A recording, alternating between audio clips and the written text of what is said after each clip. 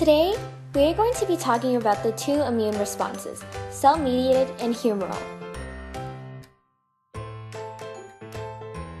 In the cell-mediated response, a macrophage engulfs the pathogen and becomes an antigen-presenting cell when it displays antigen fragments onto its surface.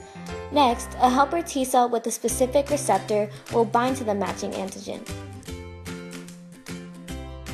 Then the macrophage releases a chemical signal known as interleukin-1, which stimulates the helper T cell to secrete interleukin-2.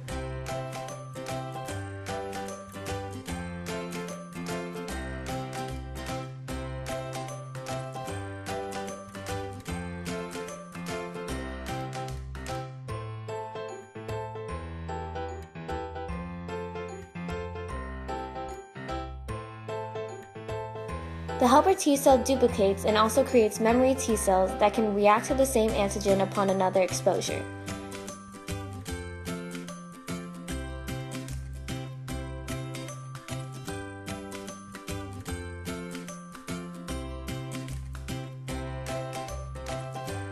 Interleukin-2 causes the increase of cytotoxic T cells, also known as killer T cells. These killer T cells are also specific to certain antigens and will search and destroy any infected cells with pathogens.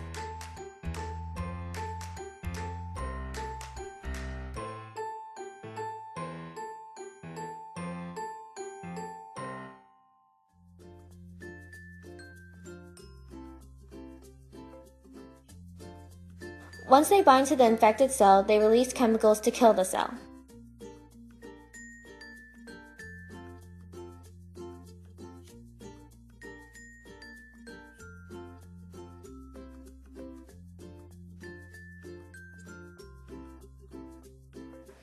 As a result, the infected cell will start to shrivel and eventually die.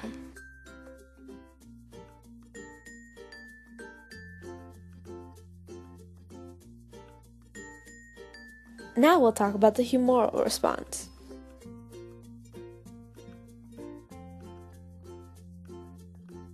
The humoral response is mediated by B cells. B cells originate and mature in bone marrow.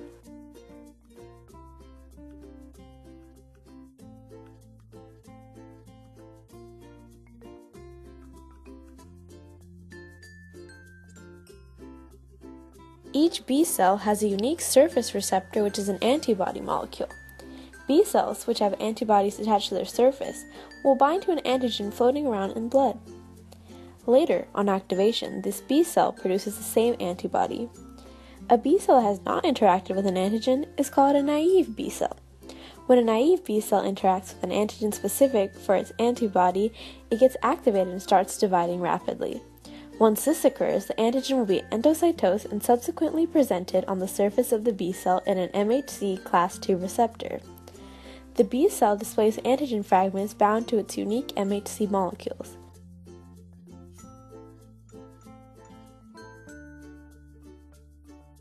This combination of antigen and MHC attracts the help of a mature matching T cell. Cytokines secreted by the T cell help the B cell to multiply and mature into antibody-producing plasma cells.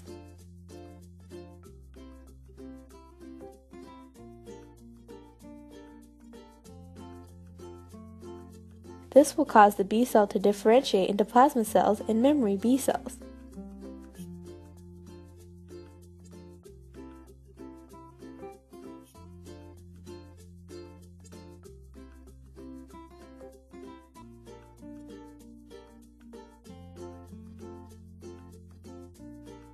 Released in the blood, antibodies will lock onto matching antigens.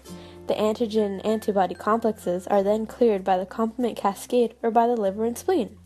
Plasma cells generate free-floating antibodies and memory B cells that stay around in case of later infection.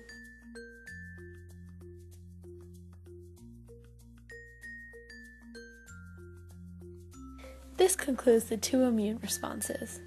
Thanks for watching!